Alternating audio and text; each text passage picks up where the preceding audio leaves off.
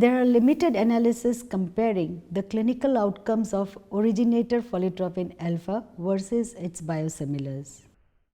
We have worked on first of its kind India-centric analysis comparing the originator follitropin alpha and its biosimilars. This analysis was accepted and presented as a poster at the IFS Fertivision 2021. The objective of this study was to compare the pregnancy outcome, live birth rate in patients undergoing ART using Gonal-f or the biosimilar.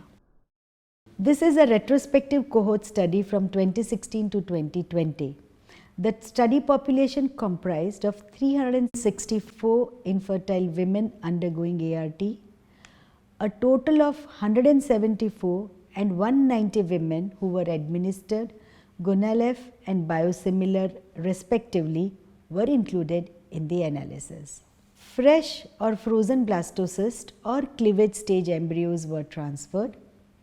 Further, subgroup analysis is done based on the age, group A less than 35 years and group B more than 35 years.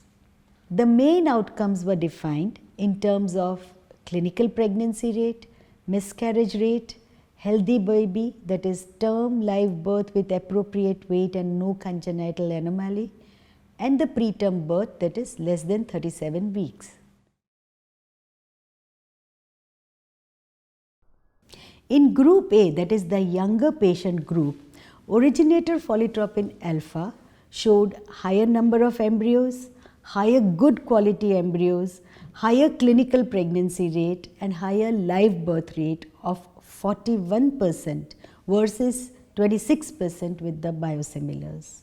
In brief, the retrospective study showed a higher number of embryos in both the cleavage as well as the blastocyst stage in the Gonal-f group.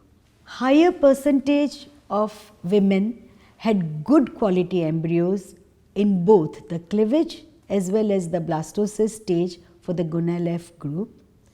The clinical pregnancy rate was also higher in the Gonal-f group as compared to the biosimilar group. Even after having similar number of oocytes, pregnancy rate and the live birth rate were higher in the Gonal-f group.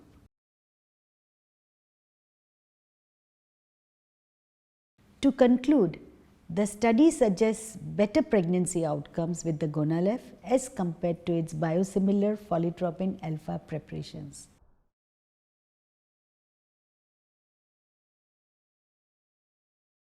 As we are all aware, for a biosimilar of any product to be authorized and approved for use, it needs to prove its equivalence with the original product, with the reference product in terms of clinical outcomes. In the specific question that we examined, the biosimilar follitropin alpha in most cases assessed equivalence in terms of the number of oocytes retrieved. In most studies, they were powered to just detect the differences in the number of oocytes retrieved, and they were underpowered to detect any difference in terms of pregnancy rates. However, the patients are interested in live birth and pregnancy rates, therefore live birth per patient is the preferred outcome. Our finding that biosimilar preparations of follitropin alpha associated with a reduced chance of live birth rate are important and should be taken into consideration for clinical decision making.